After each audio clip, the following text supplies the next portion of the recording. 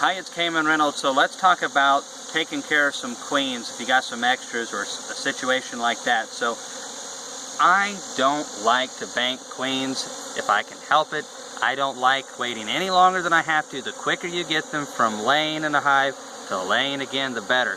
More pheromone production, and makes life so much easier. However, ideal conditions don't happen in real life. So I've got 6 extra queens here that I will find use for, but we've made several splits, and it's always good to have more than you need. But what we're going to do, this is just a little battery box. It holds 20 in here. We've got half a dozen queens. We got some queen candy over here, but we need to make sure that they are taken care of. And bees are a very social insect, and they really don't do well isolated. A worker bee, a drone, a queen, you isolate them and they're going to die unless you give certain types of attention. And still, if they're isolated, they have a much shorter lifespan than if they were given the same type of food and the same temperatures with other bees. So we definitely want to make sure that these queens don't ever feel like they're isolated. And I don't know what just happened with my voice. That was really weird. I guess we're going to keep doing this video. I said we keep it real on the last one. So what we're going to be doing is I've shaken a frame of larvae, all the adhering bees down into there. So this is a bunch of young bees. Now there's a lot of flying bees, and that is because there is some robbing going on.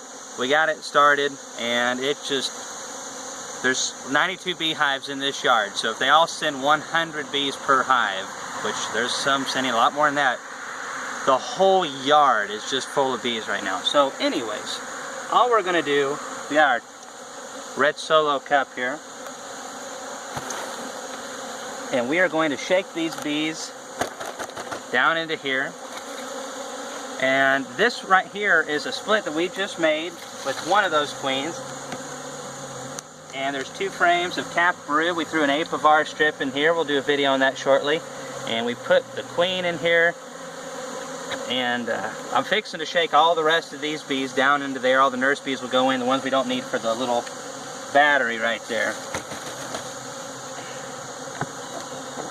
Come on now. Alright, so that's more than enough right there. So we're just going to, that's plenty.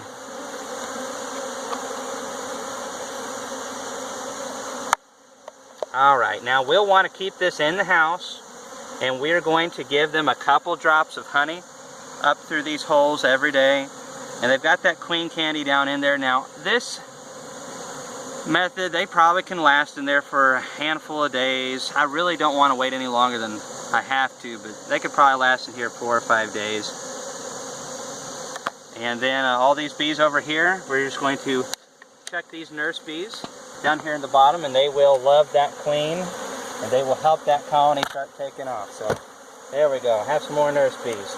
That's the second good bit of nurse bees I've shaken in there, plus I gave them 2 frames of capped emerging brood, and then there's a full frame of honey and a couple other frames that are just kind of storage space. So we'll probably cut a hole in the top here, put a little feeder jar. Now our fall flow is starting just a little bit, but just remember this hive's pretty small, so, well, I've got company in here. That's why you zip them up. But anyways, this is going to be really handy, and it's going to really help those queens not feel isolated. They're going to be babied, and the more nurse bees and stuff they have around them, the better they're going to feel. So this will probably give us, you know, a few days that'll last like this, but they'll be in splits long before then. But anyways, maybe this will help you. Thanks for watching our videos.